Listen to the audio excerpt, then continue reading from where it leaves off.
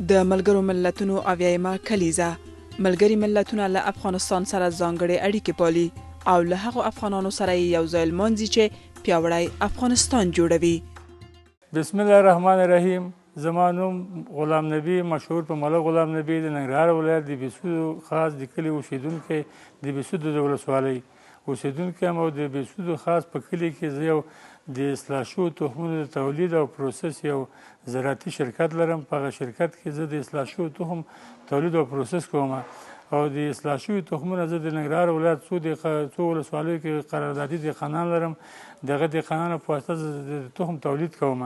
او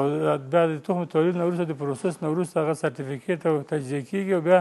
په انجوګانو موسکو وزارت زراعت باندې زه خرڅوم. نو د دغه شرکت په ایجاد کې د دغه شرکت په دومره وده کې ما سره د FAO دفتر ډېر تخنیکي او مالی کومک کړی، حتی موږ ته ماشینري راکړې، موږ ته ټرینینګونه راکړي، موږ ته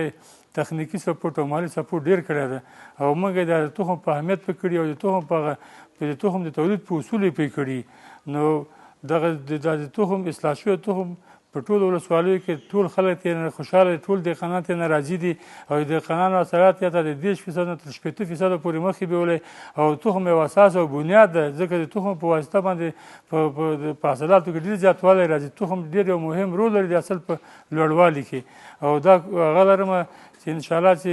آینده کې یم FAO هم نور هغه زیاده دونران چې په زراعتي کومک کې د افغانستان خلکو سره